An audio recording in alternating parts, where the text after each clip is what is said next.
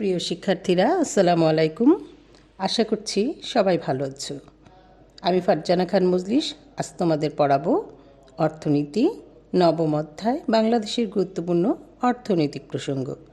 এর আগে আমি তোমাদের এই অধ্যায় নিয়ে আলোচনা করেছি, প্রশ্ন দিয়েছি। আজকে আমরা বহু নির্বাচনী প্রশ্নোত্তর করব প্রথম পর্বে। দ্বিতীয় পর্বেও আরও কিছু বহু নির্বাচনী প্রশ্ন দেখতে পারবে।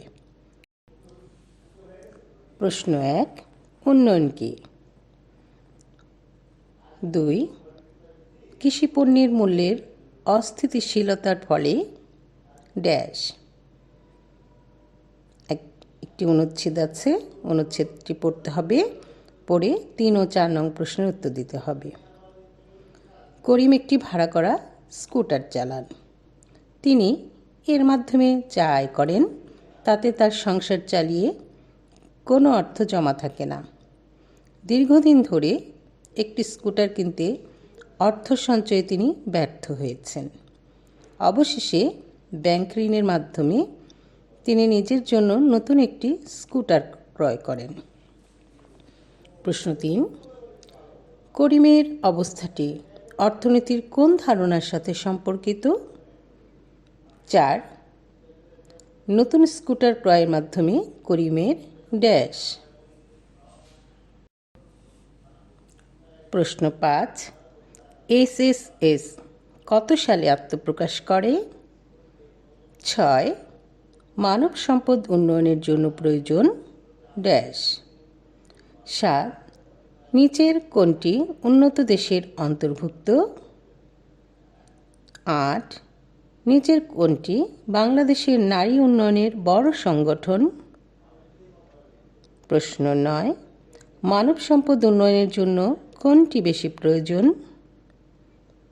প্রশ্ন 10, একটি দেশ দরিদ্র কারণ সে দরিদ্র, উক্তিটি কার? প্রশ্ন 11, বেসরকারি সংস্থা ব্র্যাক বাংলাদেশে কতটি বস্তিতে কাজ করে? প্রশ্ন 12, কী কারণে মৌসুমি বেকারত্ব দেখা যায়?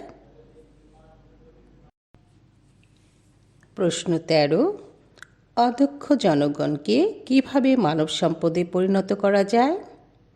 প্রশ্ন 14, শূন্যপ্রান্তিক উৎপাদনশীলতা কোন ধরনের বেকারত্ব নির্দেশ করে? প্রশ্ন 15, নিচের কোন সমীকরণটি সঠিক? প্রশ্ন 16, নিচের কোনটি খাদ্য নিরাপত্তা কার্যক্রমের কর্মসূচি? প্রশ্ন 17, মানব সম্পদ উন্নয়নে শিক্ষিত মানুষের গুণগত মান উন্নয়নের জন্য নিচের কোনটি প্রয়োজন? প্রশ্ন 18, উন্নয়নশীল দেশের অধিকাংশ পণ্য কোথা থেকে আসে? প্রশ্ন 19, অর্থনৈতিক উন্নয়ন সমান সমান। প্রশ্ন 20, বাংলাদেশের অর্থনৈতিক উন্নয়নের অন্যতম অন্তরায়? প্রশ্ন 21, কোন দেশে মূলধনের চেয়ে ভূমি ও শ্রমিক গুরুত্ব বেশি? প্রশ্ন 22, দারিদ্র্য দূরীকরণের একটি ভালো উপায় হল? প্রশ্ন 23, বাংলাদেশের অর্থনৈতিক উন্নয়নের অন্যতম অন্তরায় কি? প্রশ্ন 24, অর্থনৈতিক প্রবৃদ্ধি কি? প্রশ্ন 25, কোন মহাদেশের অধিকাংশ দেশ অনুন্নত? প্রশ্ন 26, স্বনির্ভর বাংলাদেশ কত সালে আত্মপ্রকাশ করে? প্রশ্ন 27, নিচের কোনটি উন্নয়নের জন্য অপ্রয়োজনীয় শর্ত? প্রশ্ন 28, শক্তি ফাউন্ডেশন কত সালে প্রতিষ্ঠিত হয়? প্রশ্ন 29, শ্রমিকের প্রান্তিক উৎপাদন শূন্য হলে? প্রশ্ন 30, আমাদের অর্থনৈতিক অবস্থাকে আরও শক্তিশালী করার জন্য প্রয়োজন? প্রশ্ন 31, বাংলাদেশের অর্থনীতির বৈশিষ্ট্য? প্রশ্ন 32, দারিদ্র্যের দুষ্টচক্র থেকে বের হওয়ার জন্য কোনো দেশ মূলধন বাড়ালে তখন দেশটির। প্রশ্ন 33, বাংলাদেশের অতিরিক্ত জনসংখ্যাকে জনসম্পদে রূপান্তর করতে হলে প্রয়োজন। এবার একটি উদ্দীপক পড়ে 34 নং প্রশ্নের উত্তর দিতে হবে।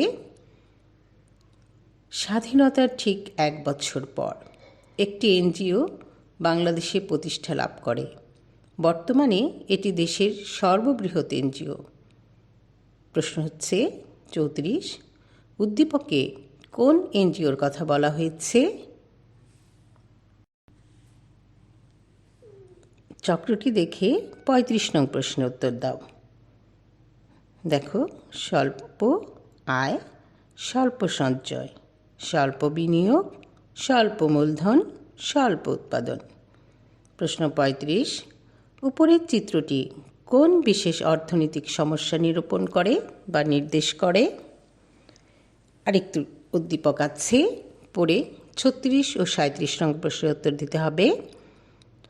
করিম ও রহিম জমিতে বীজ বপন ও ফসল কাটার সময় ব্যস্ত থাকে, কিন্তু বছরের অন্য সময় তাদের কোনো কাজ থাকে না, কিন্তু তারাই এই অবস্থা থেকে পরিত্রাণ চায়। প্রশ্ন 36, কৃষিক্ষেত্রে করিম ও রহিমের মতো লোকদের কি বলে?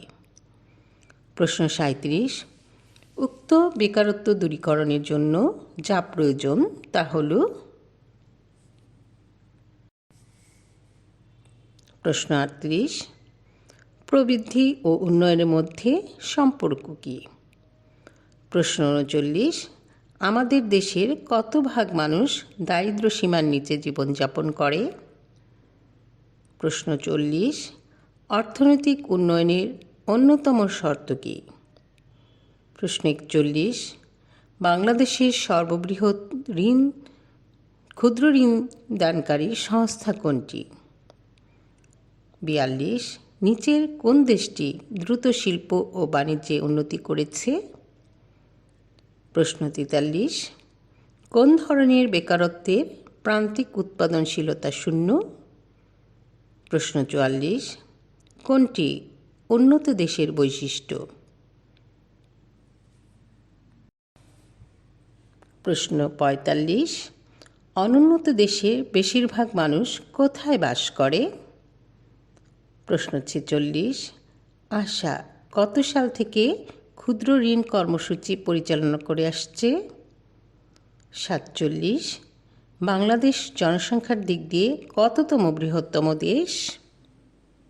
48, ব্র্যাক কত সালে প্রতিষ্ঠিত হয়? প্রশ্ন 49, কোনটি বেকারত্ব নিরসনে কৃষিভিত্তিক কাজ? প্রশ্ন 50, উন্নয়নশীল দেশ কোন ধরনের পণ্য বেশি উৎপাদন করে? প্রশ্ন 51, মূল্যস্ফীতি ও বেকারত্বের মধ্যে সম্পর্ক কীরূপ? প্রশ্ন 52, কৃষি ও বনজ সম্পদ খাতকে কয়টি উপখাতে বিভক্ত করা হয়? প্রশ্ন 53, দারিদ্র্যের দুষ্টচক্র ধারণাটির প্রবর্তক কে? প্রশ্ন 54, কোন সালে বেসরকারি সংস্থা প্রশিকা প্রতিষ্ঠিত হয়? প্রশ্ন 55, এসএসএস কত সালে আত্মপ্রকাশ করে? প্রশ্ন 56, দারিদ্র্যের দুষ্টচক্র হল? প্রশ্ন 57, বিনিয়োগ বৃদ্ধি পেলে? প্রশ্ন 58, বেকারত্বের বৈশিষ্ট্য হল? প্রশ্ন 59, কোনটি ধীরে হলেও বাড়ছে? এবার একটি উদ্দীপকটি পড়ে 60 ও 61 নং প্রশ্নের উত্তর দিতে হবে। নিলয় একটি দেশে বাস করে, সে দেশের জনগণের সঞ্চয়ের পরিমাণ কম বলে মূলধন গঠনের পরিমাপ কম এবং জাতীয় আয় বৃদ্ধির তুলনায় জনসংখ্যা বৃদ্ধির হার বেশি। প্রশ্ন 60, নিলয়ের দেশটি কোন ধরনের দেশ? প্রশ্ন 61, নিলয়ের দেশটির প্রধান বৈশিষ্ট্য। দেখো, আজকে আমরা নবম অধ্যায়ের 1 থেকে প্রশ্নগুলোর উত্তর পড়েছি। আমি দিয়ে দিয়েছি প্রশ্নের উত্তরগুলো। তোমরা ভালো করে বাসায় পড়বে, শিখবে, জানবে। পরীক্ষা যখনই হোক সেই আশায় না থেকে তুমি ভবিষ্যৎ প্রজন্ম নিজেকে সঠিকভাবে গড়ে তোলার জন্য তোমাকে জানতে হবে, শিখতে হবে, বুঝতে হবে। তুমি পরীক্ষার প্রস্তুতি নাও, নিজেকে গড়ে তোলো সুন্দর নাগরিক হিসেবে। জেনে শুনে বুঝে বড় হও, পড়াশোনা করো। পরবর্তী ক্লাসে আমি বাকি বহু নির্বাচনী প্রশ্নগুলো দেব, তোমরা প্রশ্নগুলো দেখবে, শিখবে। তোমরা ভালো থেকো, সুস্থ থেকো। আল্লাহ হাফেজ।